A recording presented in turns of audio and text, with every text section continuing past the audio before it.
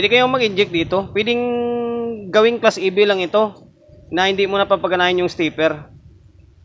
Yan, gawin mo siyang EB na lang. Ito, dito ka mag-inject, ito negative and then positive. Yan, ganyan. Dito ka maglagay sa may pagkatapos ng fuse. Pwede naman dito sa may fuse. Pwede rin naman dito. Kung gusto mong sa fuse, pwede rin naman. Or bago sa fuse, pwede rin naman. For today's video, bali, ito, wala nang casing. Bali, pinadala dito sa atin to na board ng CA20. Galing Bulacan yata. Sana tama ako. Ito kay Sir, galing kay Sir Harley Manuel. Ngayon, magbabanggit na tayo ng pangalan ngayon para sabihin na totoo. Kasi yung iba, baka inisip nila, lugar lang sinasabi natin is hindi totoo. Yan, Harley Manuel ng Bulacan. Bali, ito na, tatanggap ko na yung padala mo. And then, ito lang yung medyo nakakalungkot. Medyo nayupi. Sa cargo yata ito. Mas maigi pa talaga lalamove dapat dito. Yan o. Parang nadaganan or nalaglag yata ito. Nayupi. Yan sir ha, pinakita ko lang sa inyo yung unit nyo. Medyo nayupi ng konti. Ayan. Ang issue nito, kaya pinadala dito sa atin, wala na daw bias, tapos parang nakaprotect yata. Yan, sinubukan na niyang gawin nito, kaso wala effect. Oo, although naging okay naman daw, kaso hindi tumagal. Tapos nag-protect ulit. And then visual check ko, ayan oh. May mga pumutok na parts. Ang problema nito, wala tayong paggagayahan kasi yung isang board ay wala. Pero okay lang, pilitin natin na magawa. And then magtaka kayo, paano natin gawin ito na wala na yung supply niya. Mapapagana naman natin yan, pwede naman tayo mag-inject ng isang supply lang, diretso. Papapatino na lang natin ito. And then panoorin na lang natin yung mga previous vlog natin kasi kamukha lang din naman to ng mga gawa natin na iba eh. Ayan. Ayun, bago natin simulan to, siyempre promotion muna tayo agad. Sa mga hindi pa nakapag-follow, paki-follow and then siyempre paki-share ng mga walang kwentang video natin sa my Facebook, YouTube channel. Kung hindi pa nakapag-subscribe, paki-subscribe, like, share and then siyempre paki-hit ng bell button sa gilid para updated ka sa mga susunod na video na i-upload ko. Ito troubleshoot ko muna ito. Ito diode dito eh. Pag D, diode yan. Wala namang sinner dito na nakalagay siguro. Yung sinner kasi kulay orange yan eh. Katulad nito. Yan, kulay orange yung nakalagay. Ito naman, rectifier lang to. Kahit 5401 yung ilagay natin siguro dito, pwede to. Yan. So ngayon, bali, baklasin ko muna ito. Tapos maghahanap or magsusuyod ako ng ibang mga sira pa. And then, injikan na lang natin ng ibang supply. Napalitan ko na yung dapat palitan. Itong diode na pumutok, nakalagay dyan is, ito to, zoom in ko sa para kita nyo yan. T4. T4 yung value nyan. Kapag i-search mo yan kay paring Gagel, ang value nyan is 41, 48. Switching diode siya. Yan, switching diode lang. Yan, nalagay ko dyan. 41, 48. Ano, switching diode. Yan, tapos dito, may sunog dito. 103, 10K.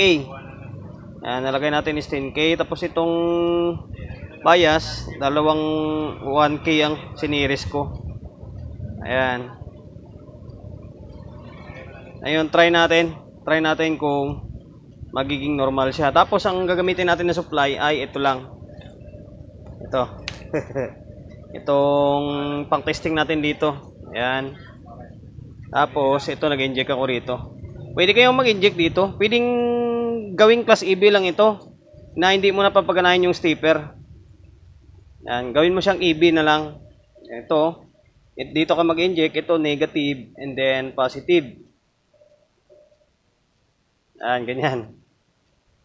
Dito ka maglagay sa may pagkatapos ng fuse. Pwede naman dito sa may fuse. Pwede rin naman dito. Kung gusto mong sa fuse, pwede rin naman. Or bago sa fuse, pwede rin naman.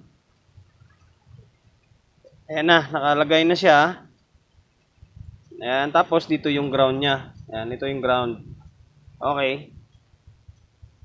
Ngayon, try natin magsukat ng bias kung may bias siya. Ito. So ngayon guys, balik tayo. Hindi ko na alam kung saan ako naputol. Meron kasing customer. Ito yung supply na gagamitin natin, yung ginagamit natin lagi. Ayun, ito nakabag tayo. Yan. Pag may problema, ilaw ito. Ilaw itong pula na to. Maring walang problema na yan. Ngayon, try nga natin may bias siya. Ito yung pag-testing natin ha. Gamit na gamit tong transformer natin. Dito.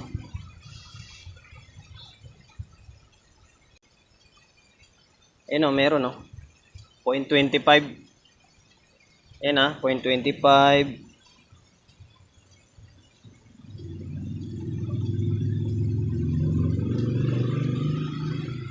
Ayan, 0.25. Tapos, sukat dito. Kailangan pumantay. O, yan, pantay o. 0.25. Normal na ito. 0.25. Ngayon, lagyan natin ng audio, siyempre. Tignan natin kung may audio siya. Lang diskarte ko guys ha, ito to. Sabi ko nga, pwedeng, yung class H, pwede nyo gawing AB yan. Doon kayo maglagay ng supply doon sa may pinaka-fuse niya. Yan, magiging AB na yan, di nagagana yung stepper niya. Ngayon, dahil hindi magre-relay ito, siyempre mag-inject tayo ng relay. Kasi kapag hindi start yung relay, may DC na lalabas dito. Ngayon, maglalagay tayo ng supply dito. Yan o, may data naman o. Ground tapos 24. 24 na voltahe na yan, dito yan naka-diretso sa may relay. Yan, 24. Bali, dulo, ground, tapos kasunod yan is relay, 24 volts. Tapos, ito yung gagamitin natin. Yan, meron na tayong ginawa pansamantala. Ito. Supply nito is nasa parang 17 yata ito. 17. Dito galing oh. Yan, okay. Ngayon, i-inject natin ito. Inject natin. Sundan lang natin itong may guhit is siyempre dyan natin yan nilagay sa may positive 24. Tapos yung isa, ground. Ito sa may gilid. Okay, inject ko lang muna ito. Tapos, tingnan natin kung magre-relay siya. Inject ko na. Yung may guhit is negative yan. Ground or ground. Tapos, dito, positive. Yan, may supply na yung relay natin. Okay, ulitin natin. Okay. Ayan, nag-relay na. Nag-trigger na yung relay. Trigger, oh, yan, oh. Ayan. Ayan, nag-relay. Ngayon, maglagay tayo ng speaker. Lagyan natin ng speaker. Tingnan natin kung may audio siya. Or may audio siya. Naglagay na ako ng speaker. Dito tayo mag-inject. Kasi pag dito tayo maglagay ng hinang, kakapal, hindi na mag-shoot yung piston tab. Ngayon, okay na. Nakakabit na yung speaker. Pasensya na kayo, paputol-putol yung video natin dahil may mga customer. Ayan, nag-relay. Ang naka-load na speaker dyan is dalawang mid-high. Ay, isang mid-high pala, sorry. Isang mid, isang high. Yung isang pares na yan, oh. Isang pares? Hindi, isang piraso lang. Isang piraso na mid-high. Okay. Ngayon, para malaman natin kung may signal or wala, kalabitin natin itong input niya. Ito yung input niya. Kalabitin natin. Tayo natin, ha.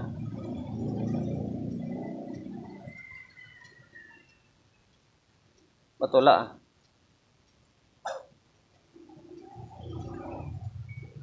Meron.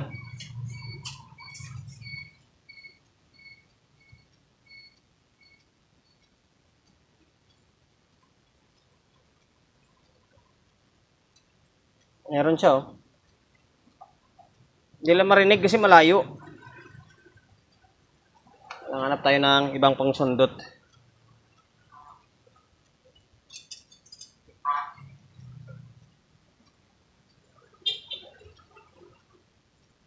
Meron eh. Meron na.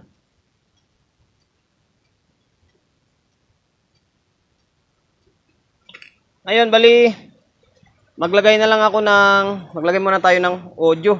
Bali, hinang na lang natin dito, kahit rekta na lang, kahit wala ng control. Palaman lang natin or marinig natin na tumutugtog siya. Naglagay na ako ng audio source. Ito yung ground sa gilid. Tapos yung input yung dito sa may pinakakaliwa. Ayan. Nakarekta itong input natin, walang control ito. Diretso to dito sa may laptop natin. Okay lang, mababa lang naman yung supply nito eh. Ayan. Ngayon, switch on natin ulit. Ayan. Ayun, nag-relay na. Nag-trigger na relay. Ibig sabihin gumagana na ito. Dito na siya dumaan. Kasi pag hindi mag-relay yan, may DC na lumalabas dyan, oh. Ngayon, okay na. Pag-play ko ng laptop, kapag good yung amplifier na ito, aantar na yan agad. Walang control eh. Okay lang. Ayan, oh. Mandar na. Ayun, oh. Mandar yung isang miday. Ito yan, ha. Baka mamaya sabihin nyo, niloko ko kayo or... Ayan, oh. Yan. Papunta siya dito. Ito. Walang control.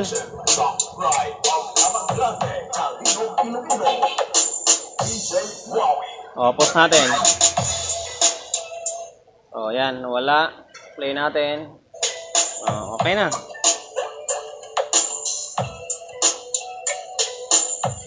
Ayun. Off natin. Yan. Bali, okay na ito. Ito lang naman ang mga naging sira niya. Signal diode na, or switching diode itong 4148. Tapos dito yung 10K. Pinalta natin. Tapos yung bias, dalawang 1K ang nilagay natin. Ayan. Ngayon, ang susunod na step na gagawin natin dito ay, bala ko sanang ituwid dito. Try kong ituwid dito. Tutuwid natin. O natin na lang natin to siguro para may balik sa dati. Sa ngayon guys, hanggang dito na lang yung walang kwentang vlog ko. Sana nakapagbigay ideya ako. Pero wag naman na, baka porket nakita nyo yung ganitong vlog natin na board lang yung pinadala dito, baka mamaya board lang din ipapadala nyo rito sa akin. Hindi. Wag naman. Pinagbigyan ko lang si sir kasi yung isa naman niya good naman. Kasi siya marunong-runong naman gumawa daw. Kaya ito lang yung tinanggap natin. Pero kung maaari, dalhin nyo yung buong unit para mas madali yung trabaho natin. Ito kasi mahirap to. Buti hindi naman siya ganun kalala, kaya madali siya natin gawin. Yan, sabi ko na nakapagbigay idea ako sa mga gusto mag-troubleshoot na ganito, na hindi na kailangan dun sa may casing niya. Ganyan lang gagawin nyo. Yan, meron lang kayong supply ng ito pang troubleshoot. Ito, all around tong troubleshoot, pang troubleshoot ko na supply. Board ng 5 auto, mga DIY, power amp, pwede. Basta troubleshooting, ganun ako, hiwalay yung transformer ko. Ayan. Class H, EB, pwede troubleshoot yan. Yun, promotion. Sir from Bulacan, Sir Harley Manuel. Bali, okay na itong board ng CE20 mo. Naibalik na natin sa dati. Maraming salamat sa pagkakatiwala mo ng unit mo rito sa akin. Yun, promotion. Bago tayo magtapos, siyempre, shop natin. Always on the go na 24/7. Sa mga gustong magpa-prepare along sa Uyo, Quezon City, number 61, Don Julio, Gregorio Street, sa Uyo Road, sa Uyo, Quezon City. Social media pages natin, sa mga hindi pa nakapag-follow, paki-follow, and then siyempre, paki-share ng mga walang kwentang video natin sa my Facebook, YouTube channel, sa mga hindi pa nakapag-subscribe, paki-subscribe, like, share, and then siyempre, paki-hit na bell button sa gilid para updated ka sa mga susunod na video na i-upload ko. Ingat, God bless, and then peace atin lang.